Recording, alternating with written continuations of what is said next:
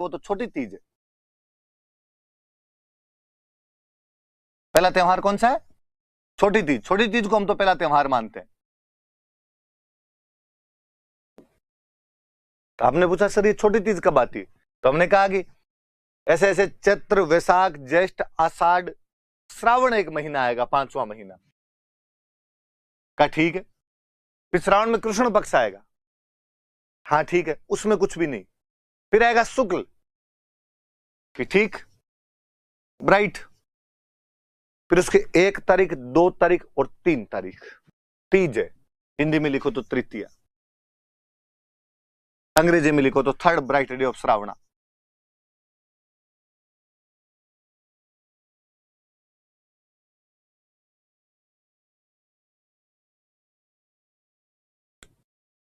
अच्छा, तो पहला त्योहार चैत्र में नहीं मानेंगे, पहला त्योहार तो श्रावण से शुरू करेंगे।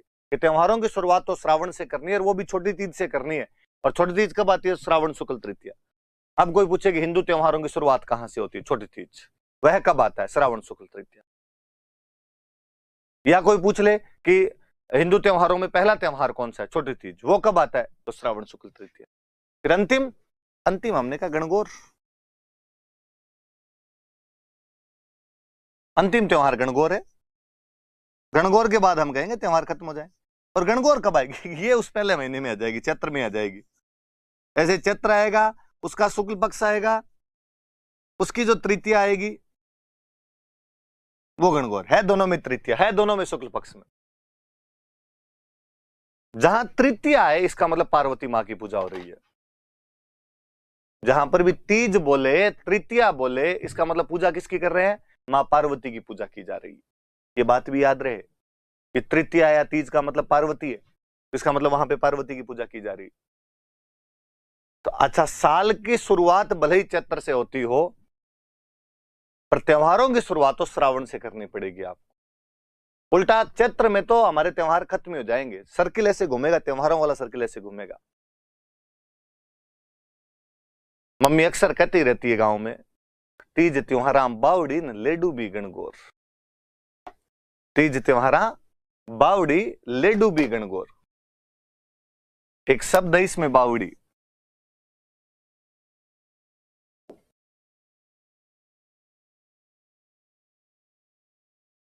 किसी इंग्लिश मीडियम वाले बच्चे को या शहर वाले बच्चे को लगता होगा कि हाँ सर, बावड़ी आपने बताया था हिस्ट्री पढ़ाते टाइम भी, वो जो स्टेप वेल होता है, वो जो पानी का कुआं होता है जिसमें उतरने के लिए सीढ़ियां होती है, उसी को तो बावड़ी कहते हैं। मैं कहूंगा ना मुन्ना ना, यहाँ अलग है थोड़ा सा। एक शेखावटी भाषा का शब्द है जिसका मतलब होता है वापस आना। गांव में अक्सर कोई आदमी दूर जा रहा होता है, वापस बुलाना होता है, कहता बावड़ जा, मतलब वापस आ जा। यहाँ बावड़ी है, बोलने में थोड़ा चेंज है, वो बावड़ी है, यहाँ बावड़ी है। तीज त्योहारा बावड़ी, तीज त्योहारों को वापस लेके आती है। ले डूबी गणगौर, गणगौर उनको लेके डूब जाती है। लाइन कहती है कि तीज से त्योहारों की शुरुआत होती है तथा गणगौर पर जाकर त्योहार समाप्त हो जाते हैं। मुझे याद आता है कि 2010 में मेंस था और क्वेश्चन पूछ लिया आरपीसी ने कि तीज त्योहारा बावड़ी ले डूबी गणगौर, इस पंक्ति का अर्थ स्पष्ट कीजिए। ठेठ हमारे जैसे को देसी खांटी थे जिनको और कुछ आता ही नहीं था, ये तीज त्योहारा बावड़ी सुने थे बचपन से, वो लिख के आगे कि हिंदू त्योहारों की शुरुआत छोटी तीज अर्थात श्रावण शुक्ल तृतीया से होती है तथा उनका अंत गणगौर अर्थात चैत्र शुक्ल तृतीया पर होता है। Hindu festivals are started from Chhoti Teej और एंड उनका जाके एंड विद गणगौर, कि गणगौर पर जाकर खत्म हो जाते हैं। तो देसी लोग थे तो लिख के आगे, शहर वाले बच्चों के, हमारे साथ वालों कई होंगे दिक्कत, कई तो अजीबोगरीब आंसर लिख के आगे। मेंस में खाली लाइनें पड़ी होती, कुछ ना कुछ लिखना होता है वहां पर आपको, फिर किसी ने लिख दिया तीज नामक लड़की की दोस्त गणगौर थी, दोनों एक दिन बावड़ी पर गई। बावड़ी पानी का एक कुआं होता है जिसमें नीचे उतरने के लिए सीढ़ियां होती है। गणगौर तीज को लेकर डूब गई, दोनों सहेलियां डूबकर उसमें मर जाती है। किसी राजस्थानी कहानी की ये पंक्तियां हमें याद दिलाती है कि छोटी बच्चियों को अकेले बावड़ी पर नहीं भेजना चाहिए। आप ऐसे मत करना, आप इस पंक्तियों का अर्थ जानना।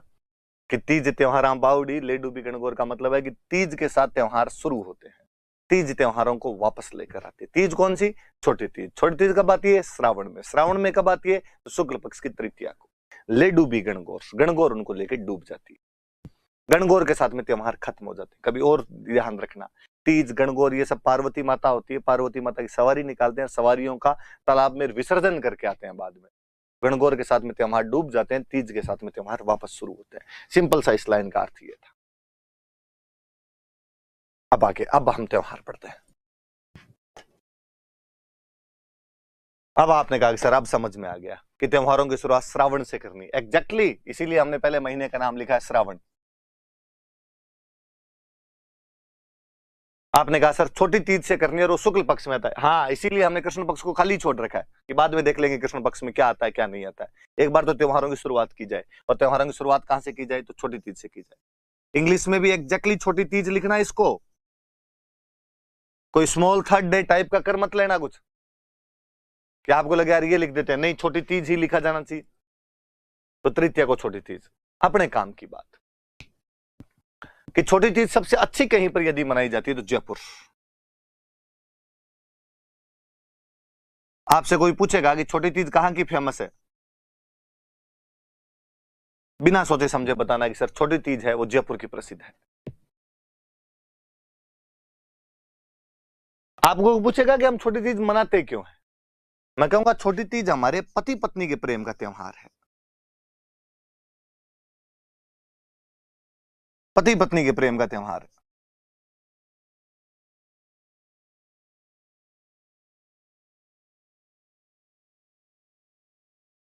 Festival to celebrate couples love. आप में से कईयों को लगेगा कि सर ऐसे कैसे बात कर रहे हो, पति पत्नी के प्रेम का त्योहार हमें पता है करवा चौथ होता है, छोटी तीज नहीं होता सर, और कुछ होगा आपके याद नहीं रहा होगा। आपको नहीं लगता बताने में थोड़ी गलती कर रहे हो आप?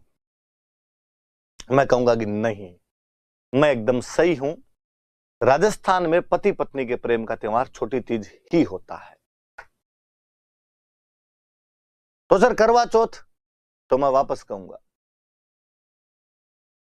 करवा चौथ पंजाबियों का त्योहार है। सिंघानिया, मल्होत्रा, खन्ना, कपूर, जौहर का त्योहार है। क्योंकि पंजाबियों का बॉलीवुड पर कब्जा रहा, मूवी बनाने वाले सारे कपूर, खन्ना, मल्होत्रा, सिंघानिया, जौहर, चोपड़ा रहे, इसलिए उन्होंने अपनी फिल्मों में और सीरियल को करवा चौथ को बढ़ा बढ़ा के बताया। इसलिए करवा चौथ पूरे भारत में पॉपुलर हो गई, और आजकल सबको लगता है कि पति पत्नी के प्रेम का त्योहार करवा चौथ है। वरना लो बात आई तो मैं और बताऊं, चौथ किसी भी एक साल में 24 आती है। कितनी चौथ आएगी? 24 चौथ आएगी। 12 चौथ कृष्ण पक्ष में, 12 चौथ शुक्ल पक्ष में, 12 अंधेर पक्ष अंधेरे वाले में, 12 चानन पक्ष चंद्रमा वाले में। शुक्ल पक्ष में 12 की 12 चौथ के लिए कहा जाता है इनका चांद नहीं देखा जाना चाहिए। गांव में कहानियां होती है कि शुक्ल पक्ष का यदि चांद कोई देख लेता है तो चोरी का आरोप लग जाता है। इसलिए शुक्ल पक्ष में कभी कोई चतुर्थी आ ही नहीं सकती। आपसे कभी कोई क्वेश्चन पूछ ले कि तिल चतुर्थी कब आती है, आपको नहीं पता कब आती है, पर नीचे ऑप्शन देख लेना, यदि किसी में शुक्ल लिखा हुआ है तो काट देना, बिना सोचे समझे काट देना कि चतुर्थी कभी शुक्ल में आ ही नहीं सकती। एकमात्र अपवाद हम पढ़ेंगे गणेश चौथ, जो शुक्ल पक्ष में आएगी, इसके अलावा कोई भी चतुर्थी कभी भी शुक्ल पक्ष में आएगी ही नहीं। तो चतुर्थी हमेशा कृष्ण पक्ष में आएगी। तो आपने कहा कि ठीक है सर, यदि शुक्ल पक्ष में गणेश चतुर्थी वाले अपवाद को छोड़ दें तो शुक्ल पक्ष में चतुर्थी आ ही नहीं सकती, तो 24 में से 24 12 तो उधर वाली निकल गई, इधर केवल 12 बची, तो मतलब कृष्ण पक्ष वाली चतुर्थी आ सकती है। मैं कहूंगा हाँ, और कृष्ण पक्ष वाली जो 12 चतुर्थी आती है, चौथ जो आती है 12, गांव में महिलाएं 12 की 12 चौथ की पूजा करती है। वरना बैसाख, साढ़, काती और माँ, ये वाली 4 चौथ बड़ी होती है और इनकी तो सारी महिलाएं ही रख लेती, तो ज्यादा धार्मिक हो तो 12 की रख लेती है, वरना इन 4 चौथ को तो बड़ी चौथ माना जाता है, इनकी तो रख ही ले। उनमें जो कार्तिक वाली चौथ आती है वो करवा चौथ आती है। करवा चौथ को व्रत रख लिए जाते हैं सामान्य, जैसे बाकी चौथ के व्रत रखे जाते हैं, करवा चौथ के रख लो। मैंने तो कभी गांव में कोई ताम जाम देखा नहीं। और मैं बताऊं, शुक्ल पक्ष वाली मैं बात बताऊं, फिर मैं वापस इस पर आऊंगा। कभी गांव में छोटे थे तो मम्मी दूज का चांद पकड़ पकड़ के दिखाया करती, द्वितीया का चांद जबरदस्ती पकड़ पकड़ के दिखाया जाता था, इधर आ दूज का चांद देख। और अक्सर तो मुझे याद आता है कि चांद देखते ही नहीं थे, हाथ जोड़ के वो गीत सा और गाया करते थे, चांद मामा घाबा दे, नया नया घाबा दे। कईयों को लगेगा घाबे क्या होते हैं, कपड़े, कपड़ों को घाबे कहते हैं। और चूंकि कपड़े मामा ही दिलाया करते थे, मम्मी ननिहाल जाती 12 महीने में एक बार, तब नए कपड़े आते थे। पापा का ये कर्तव्य नहीं होता था कि आपको कपड़े दिलाएं, क्योंकि पापा के कपड़े भी ननिहाल वाले ही बेचते थे, अपने ननिहाल वाले ही पापा कपड़े बेचते। तो पापा किसके कपड़े दिलाएंगे? पापा अपनी बुआ जी को, अपने बुआ के बेटों को, उनको कपड़े दिलाएंगे। सब अपने ननिहाल से ही कपड़े लेके आते, इसलिए बच्चों को लगता कि कपड़े मामा जी दिलाते हैं, चांद मामा है, इसलिए चांद मामा घाबा दे, नया नया घाबा दे। दूज वाले दिन हाथ जोड़ते उसके आगे। पर मम्मी चौथ वाले दिन सुबह सुबह कहती, छोरो आज चांद मत देख लेना रे, और आज चांद देख लिया ना तो चोरी का आरोप लग जाएगा। भगवान कृष्ण पे लग गया था कि उन्होंने सैमंतक मणि चुराई है, क्योंकि उन्होंने चौथ का चांद देख लिया था। केवल इस वजह से कलंक लग जाता है चौथ का चांद देखने से। पर बचपन में जिन चीजों के लिए मना किया जाता उन चीजों को करने में ज्यादा मजे आते। और उस दिन शाम को चांद, वरना तो पता ही नहीं चलता चांद कब आया और कब चला गया। उस दिन शाम को धीरे धीरे देखते, पर यूं देखते। एक आधा भाई बहन खोड़ ला होता, मम्मी को बताऊंगा, मम्मी को बताऊंगा, कई बार तो पिटाई और हो जाती। तब से मन में आएगा भाई चौथ का चांद नहीं देखेंगे। मेरे तो अभी एक दिन दिख गया था, 4-5 दिन पहले, ये जो चौथ निकली इसका, तो मुझे यूं बड़ा अजीब लगा, यार चौथ का चांद देख लिया, अपने चौथ का चांद देख लिया। भले कितने साइंटिफिक होने की कोशिश करें, हमें पता है कि अंधविश्वास ये देखने से क्या ही हो जाएगा ऐसे, पर मन में अभी तक भी वो बचपन जिंदा रहता है कि नहीं यार चौथ का तो नहीं देखते हैं ना, बचपन में मना करते थे ना, चौथ का क्यों दिख गया। कई दरियों कानों के हाथ वाथ लगाने की एक्टिंग करते हैं। तो चौथ के चांद शुक्ल पक्ष में तो देखे नहीं जाते, इसलिए चतुर्थी आएगी तो कृष्ण में आएगी। कृष्ण में 12 में से 12 चौथ की पूजा की जाती है, 12 में नहीं तो 4 की तो बड़ी वाली की पक्की कर लेते हैं। उन 4 में से एक कार्तिक वाली करवा चौथ आती है, तो नॉर्मल महिलाएं वैसे ही पूजा कर लिया करती थी। अपने लिए करवा चौथ कभी बड़ा इतना त्योहार रहा ही नहीं। और कभी आप उस करवा चौथ की तो जो कल्चर है उसको पकड़ने की कोशिश करो और देखो कि क्या ऐसा राजस्थान में संभव था कि करवा चौथ जो नॉर्मली अब हम देख रहे हैं, जो स्वरूप देख रहे हैं, वो ये कहता है कि पत्नी सज संवर के, एकदम सज धज के छत पे जाएगी और वहां छलनी में से अपने पति को देखेगी। चांद वो है, उसको देखेगी। इमेजिन कीजिए, आज से 2 पीढ़ी पहले क्या अपनी मम्मी वाली पीढ़ी, दादी वाली पीढ़ी ऐसा कर सकती थी? क्या कोई महिला सज धज के छत पे खड़ी हो सकती थी? गांव वाले बात बना ले पूरे, अब फलान जी की बीरनी छत पे खड़ी थी और उसमें पति को देख ले। आप कभी सोच के देखिए कि मम्मी या दादी वाली पीढ़ी क्या ऐसे अपने पति को, पापा को या दादाजी को बोल सकती थी कि प्लीज शाम को घर जल्दी आ जाना, मैं छलनी में से देखूंगी। जूता 10 नंबर का आता है पैर में। उल्टी लुगाइयां अपने तो कहती थी कि बोमिया तू बाहर ही रहना, मत आना। डाकियों से लगता था डर पहले, तो कोई पति को बुलाने वाली ये फीलिंग तो हुआ ही नहीं करती थी।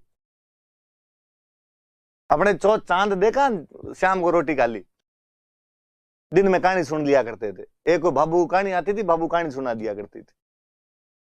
तो भाई साहब अपने करवा चौथ नहीं होती थी, पति पत्नी के प्रेम का त्योहार था। अपने जो पति पत्नी के प्रेम का त्योहार था वो तीज था, तीज आया करती थी। और कभी पुरानी राजस्थानी कहानियां सुनो आप, कहानियों में आएगा कि बंदे की शादी हुई और शादी होने के बाद बंदे को लगा यार 1 से 2 हो गए, कमाना चाहिए। इतने दिन तक तो निकमे बैठे थे, बापू ढाबे पे खाना खा रहे थे। राजस्थान में आर्थिक संसाधनों की कमी, कमाने के लिए बाहर जाना पड़ेगा। बंदा बाहर जाता और बाहर जाने लगता तो पत्नी कहता कमाने के लिए बाहर जा रहा हूं, और पत्नी कहती कि मैं तो अभी आई हूं, अभी आप बाहर चले जाओगे, आपके बिना मेरा मन कैसे लगेगा। पति समझाता कि देख कमाने तो पड़ेंगे, यहां बैठे रहने से तो कैसे पार पड़ेगी, पर मैं तुम्हें वचन देता हूं कि मैं साल भर के अंदर वापस तुम्हारे पास आ जाऊंगा। पत्नी वापस हाथ में हाथ रख के कस्में खिलाती। नया ना जोड़ा तो कर ही सकता है ऐसा थोड़ा कुछ कि और पता नहीं, पर तीज वाले दिन वापस आ जाना। बात पे गौर कीजिए आप। पत्नी पति को कह रही है कि तीज वाले दिन वापस आ जाना। तमाम राजस्थानी कहानियां ये चीज बताती है। फिर कहानियों का फिर वो रोमांच की पति कमाने के लिए 7 समंदर पार गया। अपने लगता है 7 समंदर पार कहां जाते हो? कहीं नहीं जाते जी, मालवा जाते थे, मध्य प्रदेश वाला। बीच में 7 नदियां आती थी, अपने वालों की तो नदियां भी नहीं देखी होती थी, पश्चिमी राजस्थान वालों की। तो इतना पानी देखे अपने को लगता है समंदर ही पड़ा है। तो 7 समंदर पार गए थे। कहानियों का रोमांच वो कि सावन का महीना आते ही और पति ने जिस सेठ के, जिस राजा की नौकरी करता था उसको कहा तीज वाले दिन छुट्टी देना, मुझे घर जाना है। सेठ या राजा बहुत खड़ूस था और उसने छुट्टी नहीं दी। दूज वाले दिन तो पति ने कहा छुट्टी दो तो ठीक, वरना मैं यूं ही जाऊंगा, क्योंकि मैं पत्नी को वचन दे के आया था कि मैं तीज वाले दिन शाम को तेरे से मिल लूंगा आके। और पत्नी ने कहा था कि यदि तीज वाले दिन शाम तक नहीं आए तो मैं अग्नि में बैठ जाऊंगी, चिता के अंदर बैठ जाऊंगी, सत्य कर लूंगी, मैं लुगाई मर जाएगी मेरे पीछे। छुट्टी दो तो ठीक, नहीं दो तो ठीक, मैं जा रहा हूं। और पति अपना घोड़ा लेकर उन 7 समंदरों को लांघता हुआ रातों रात तीज वाले दिन शाम तक तो अपनी पत्नी के पास पहुंच जाया करता था। इतनी कठिनाइयां वो केवल तीज के त्योहार के लिए झेल रहा है, क्योंकि पति पत्नी के प्रेम का त्योहार तीज है। फिर मुझे लगता है कि ये जो करवा चौथ में जो सज धज है, ये सज धज भी तो हमारे उधर थी, तीज पे थी। तीज पे लहरिया उड़ा करते थे, लहरिया। और कितना महंगा आता होगा कि उस समय गीत बनाए हमने कि मारे लहरिया 900 रुपया रोकड़ा सा। तब वो 900 रुपए केस के अंदर आता होगा, पर पत्नी ये विश करती होगी, मांगती होगी कि लाओ तो लहरिया ला के दो, महंगी वाली चीज ला के दो मुझे। मैं और इस बात पे आऊं कि आजकल आपके करवा चौथ का कंसेप्ट कहता है कि ये पति पत्नी के प्रेम का त्योहार और पति पत्नी को गिफ्ट देगा। ये हम जो गिफ्ट थे ये भी तीज पे दिया करते थे। हम तो थोड़े और फॉरवर्ड थे, हम मानते थे कि शादी छोड़ो, सगाई भी अपने आप में आधा विवाह होता है। और पहले गांव में ऐसे केस नहीं सुने जाते थे कि कोई सगाई टूट गई किसी की। नहीं साहब, सगाई हुई है तो 2 परिवारों के बीच के 7 जन्मों का बंधन है, इनके बीच का अटूट रिश्ता है। सगाई हो गई, शादी हुई नहीं, तीज आई। क्योंकि सगाई अपने आप में आधा विवाह है, तीज पति पत्नी के प्रेम का त्योहार है, तो पति पत्नी को गिफ्ट भेजे। और हम कहते हैं कि भेजते हैं भाई, पति गिफ्ट भेजता है। और वो जो गिफ्ट होते हैं उन गिफ्ट को बोलते हैं सिंजारे। कि पति द्वारा पत्नी को गिफ्ट भेजे जाते हैं। वो पीहर में होती है तो पीहर में गिफ्ट भेजे जाते हैं, उनको सिंजारे कहते हैं कि सिंजारा आया। हम और फॉरवर्ड थे, हमने कहा कि ये रिश्ता केवल पति पत्नी का थोड़ी रहता है, ये न्यूक्लियर फैमिली वाले कंसेप्ट हमारे नहीं है। उस पत्नी का रिश्ता एक बंदे से नहीं है, केवल उसके पूरे परिवार से, सास ससुर ननद देवर, इसलिए सबकी तरफ से गिफ्ट जाएंगे। इसलिए हम कहते हैं ससुराल पक्ष से नवविवाहिता को ये गिफ्ट भेजे जाते हैं, ससुराल पक्ष से उस लड़की को गिफ्ट भेजे जाते हैं जो सिंजारे होते हैं। वो कुंवारी है, अभी तक शादी नहीं हुई है, तो भी उसको पीहर में बैठे बैठे उसके ससुराल वालों ने गिफ्ट भेजे कि नहीं तू हमारी बहन नहीं है।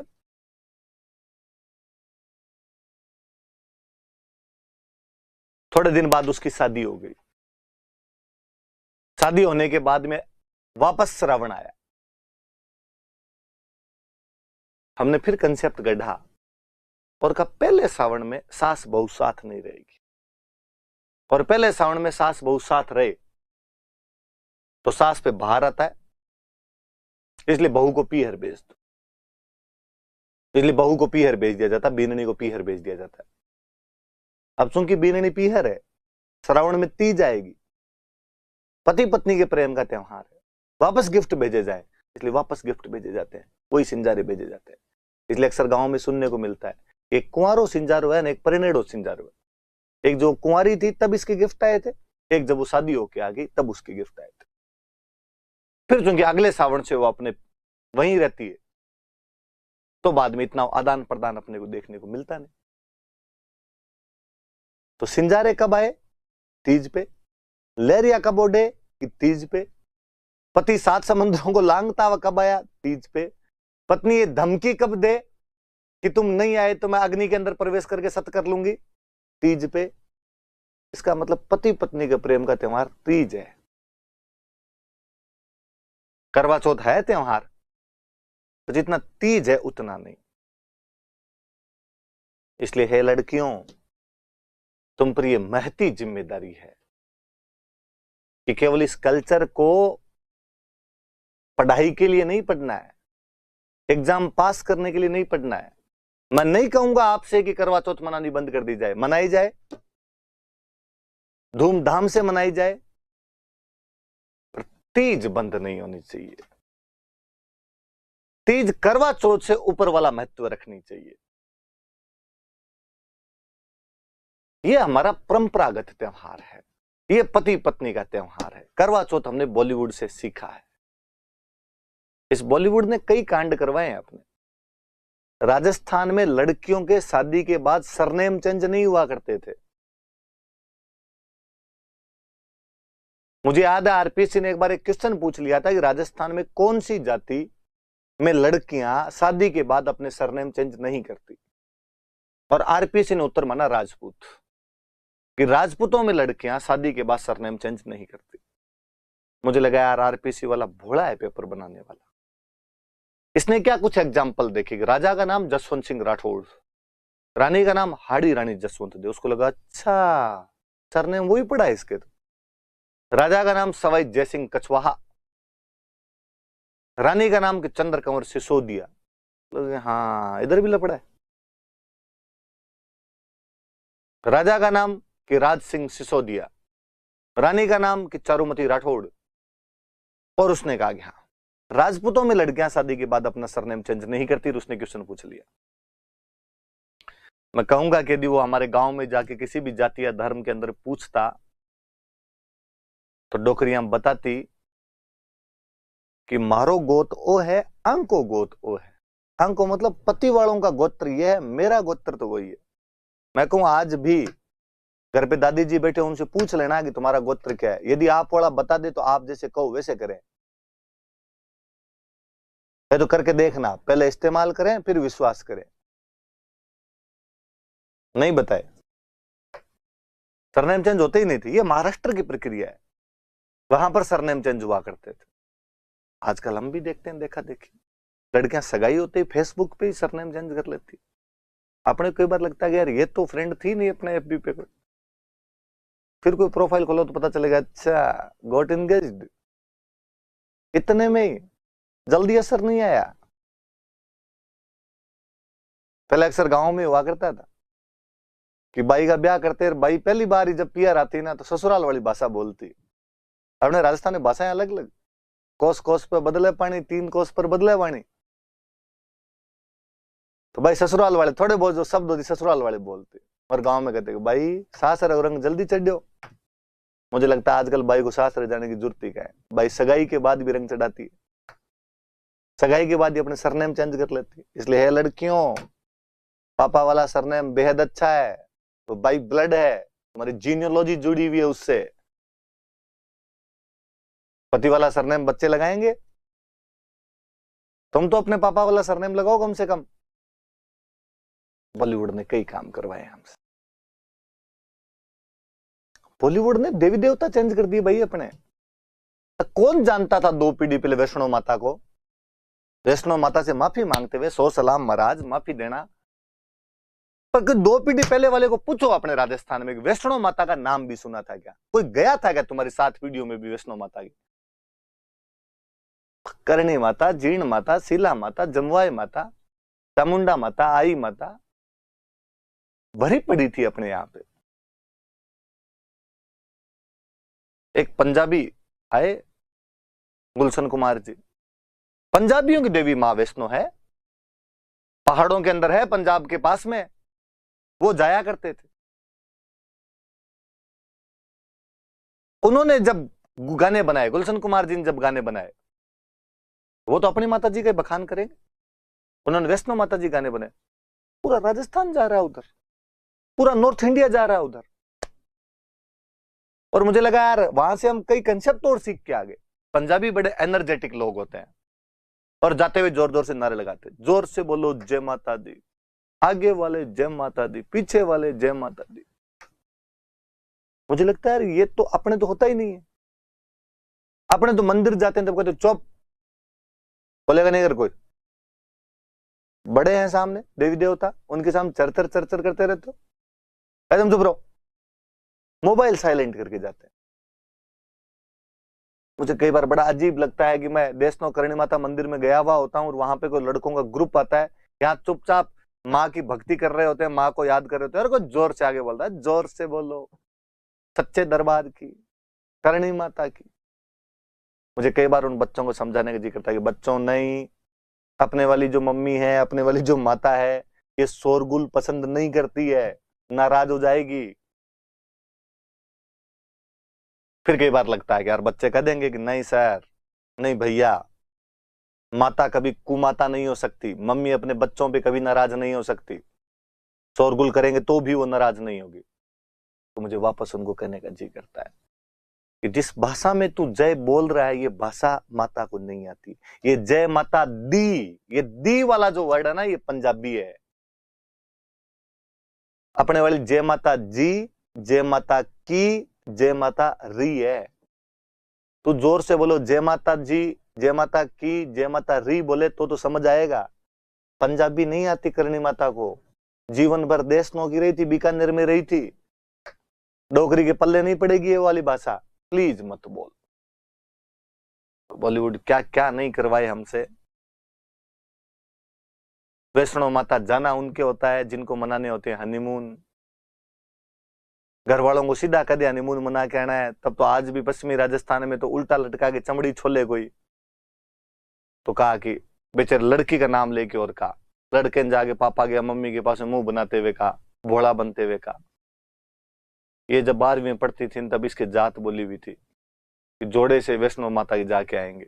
घर वाले इन जात से न बड़ा डरते हैं कि बोली हुई मन्नत और नहीं जाए तो लफड़ा हो सकता है। घर वाले कहते सो सलाम महाराज, वैष्णो माता की जाके आओ, दोनों कहाँ है, सिक्कर पड़ेगी कि झुंझुनू पड़ेगी? कहा ना ना, है तो कश्मीर, इतना दूर कैसे जाओगे? अब देख लो, जाना ही पड़ेगा, क्या है। घर वाले रुपए देते हैं कि जाओ। कौन जानो रामदेव रट, जानो चोटीला धाम, किसको जाना वैष्णो माता, यहाँ देखने गुलमर्ग और सोनमर्ग। वैष्णो माता का नाम है बेचारी का, पर माता जी सब कुछ जानती है। उसके नाम पे जो जो कांड किए जा रहे हैं ना, डोकरी सब एकदम वही है जी। माता कुमाता नहीं हो सकती। दो गति कोई नहीं बच्चों, मेरे नाम पे भी एंजॉय कर लिया तुमने, कोई बात नहीं है। तो ये तीज है भाई, अपना पति पत्नी के प्रेम का त्योहार। अपने पति पत्नी के प्रेम का त्योहार करवा चौथ नहीं है। तो तीज कब आती है? तो श्रावण शुक्ल तृतीया को। सबसे अच्छी कहाँ हो? तो जयपुर के अंदर हो। किसका त्योहार है? तो पति पत्नी के प्रेम का त्योहार है। जो गिफ्ट आते हैं उनको क्या कहते हैं? सिंजारा कहते हैं। याद रहे, तो प्रीलिम्स में क्वेश्चन पूछेगा कि तीज के अवसर पर नवविवाहिता को मिलने वाले गिफ्ट क्या कहलाते हैं? सिंजारा। लफड़ा तो तब होगा जब वो ये पूछ लेगा सिंजारा क्या होता है, और नीचे ऑप्शन आएंगे। गरासिया महिला के नाक का आभूषण, बाड़मेर जिले का सुदूरवर्ती एक गांव, मूंग की एक किस्म, नवविवाहिता के लिए आने वाले उपहार। आपको लगेगा मूंग हो सकता है, मूंग फसलों में कोई नई किस्म आ गई होगी। मोदी सरकार ने कहा होगा किसानों की आय दुगनी करेंगे, इसलिए मूंग थोड़े अच्छे भेजेंगे, सिंजारे वाले मूंग भेज दिए होंगे कोई। नहीं, नवविवाहिता के लिए आने वाले गिफ्ट हैं। और याद रखना कि कौन सी ओढ़नी ओढ़ी जाती है? तो ओढ़नी का नाम है लहरिया। लहरिया के कपड़े पहने जाते हैं, लहरिया ओढ़नी ओढ़ी जाती है। चलिए प्लीज लड़कियों, तीज वाले दिन सब लहरिया ओढ़ना, गिफ्ट मंगवाना तो भी कहना कि लहरिया लाके दिए जाए। और मैं बताता हूं, ये छोटी तीज प्रकृति प्रेम का त्योहार है।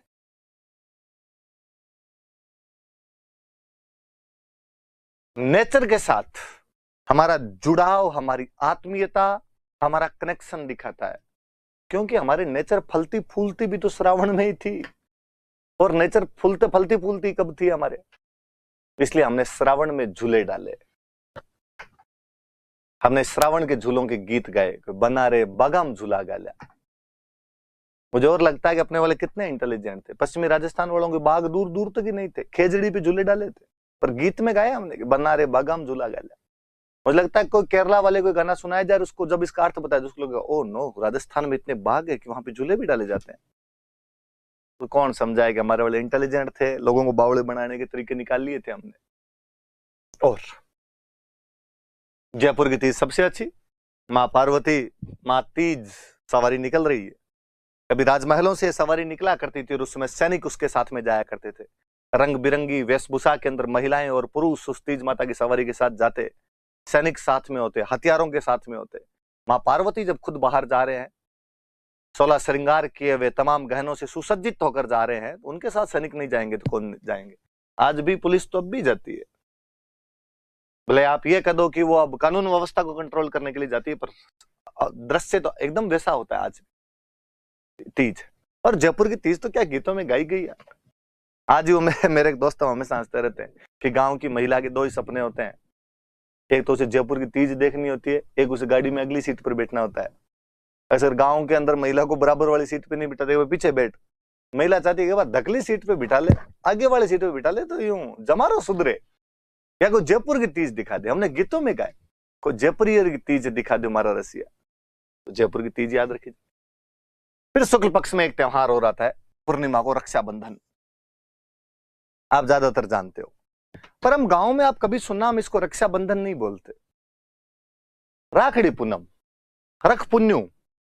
और मुझे लगता है जब हम रख पुन्यू या राखड़ी पूनम बोलते हैं तो और कुछ नहीं, पर ये पूनम और पुन्यू बोल के ये तो बताते हैं कि आती तो पूर्णिमा को है। पर जब हमारे उसी त्योहार को हम किसी विदेशी भाषा में हिंदी के अंदर पढ़ते हैं, तब हम उसे रक्षाबंधन बोलते हैं। और ये शब्द कम से कम पूर्णिमा तो नहीं बता रहा है, और कुछ ही बताता हो आपके, वो फील नहीं देता जो रख पुन्यू में राखड़ी पूनम में आता है। फिर हम कहते हैं कि इस रक्षाबंधन को नारियल पूर्णिमा भी कहा जाता है, इस दिन नारियल की पूजा की जानी चाहिए। मैं इंग्लिश वाले भाई बहनों को फिर कहना चाहूंगा कि इसको नारियल पूर्णिमा ही लिखें, कोई कोकोनट फुल मून ना कर दें इसको।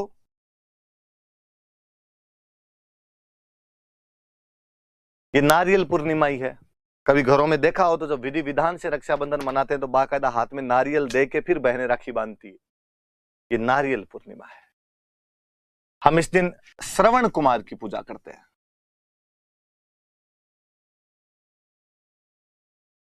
इस दिन श्रवण कुमार की पूजा की जाती है। आप में से ज्यादातर लोगों ने श्रवण कुमार की कहानी सुनी होगी कि एक आज्ञाकारी पुत्र जो अपने अंधे माता पिता को तीर्थ यात्रा कराने के लिए लकड़ी की एक कावड़ बनाकर उनको घुमाता हुआ फिरता है। यह उन दिनों की बात है जब अयोध्या के अंदर महाराज दशरथ राज कर रहे थे। महाराज दशरथ की एक खासियत थी कि वो शब्द भेदी बाण चलाया करते थे। और महाराज दशरथ ने उस दिन सरयू नदी के किनारे अपना मचान लगाया और कहा कि रात्रि के समय में जब जंगल का कोई जानवर इस सरयू नदी के अंदर पानी पीने के लिए आएगा, जैसे वो अपना मुंह डालेगा, छपाक की आवाज के साथ मैं तीर चलाकर उस जानवर का शिकार कर लूंगा। दुर्भाग्य, विडंबना कि उस दिन जंगली जानवर की जगह वह आज्ञाकारी पुत्र श्रवण कुमार अपने अंधे माता पिता के लेकर वहीं आसपास कहीं ठहरा हुआ था। और अंधे माता पिता को जब रात्रि को प्यास लगी तो अपना बर्तन लेकर उस सरयू नदी से पानी लेने के लिए आया। उसके बर्तन की छपाक की आवाज ने राजा दशरथ को चौकन्ना किया और उनके एक ही शब्द भेदी बाण ने श्रवण कुमार के प्राण ले लिए थे। तीर लगते श्रवण कुमार की चिल्लाहट सुनकर महाराज दशरथ भागे और उनको लगा कि मनुष्य मर गया। जब तक वो आते तब तक उस युवक के प्राण लगभग निकलने वाले थे। युवक ने केवल इतना कहा कि महाराज दशरथ, अंधे माता पिता मेरे पानी के लिए मेरा वेट कर रहे होंगे, प्लीज पानी उनको पिला देना। महाराज दशरथ उन अंधे माता पिता के पास गए। कई देर तक तो उनके मुंह से बोलती ना फूट पाई, ना कह पाई कि मैंने तुम्हारे पुत्र को मार दिया है। लेकिन जब वो अंधे माता पिता ने कहा कि हमें कुछ अनहोनी मालूम हो रही, तुम कौन हो, क्या हो, हमारा पुत्र कहाँ गया, वो जब चित्कार किया तो महाराज दशरथ रोए और रोते उन्होंने कहा कि गलती से मेरे हाथों से तुम्हारा पुत्र मर गया है। अब मैं तुम्हारे लिए पानी लेकर आया हूँ, पश्चाताप करना चाहता हूँ, प्रायश्चित करना चाहता हूँ, जो सजा देना चाहते हो वो दीजिए। अंधे माता पिता ने कहा कि महाराज दशरथ को अंधा माता पिता क्या ही सजा दे सकता है तुम्हें, प्रकृति सब सजाएं सब लोगों के लिए तय रखती है, लेकिन आज हम हमारे पुत्र के वियोग में तड़प तड़प के मर जाएंगे और हमारी हाय तुम्हें लगेगी, एक दिन तुम उसी प्रकार अपने पुत्र के वियोग में तड़प तड़प के मर जाओगे।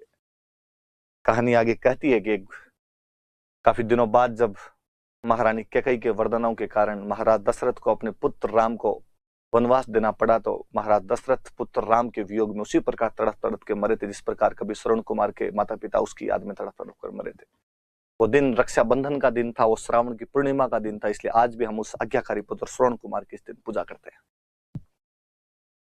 यह शुरुआती क्लास थी, अपनी इंट्रोडक्शन था, ये 2 त्योहार बताए मैंने, त्योहार कब शुरू होते हैं ये बताए गए।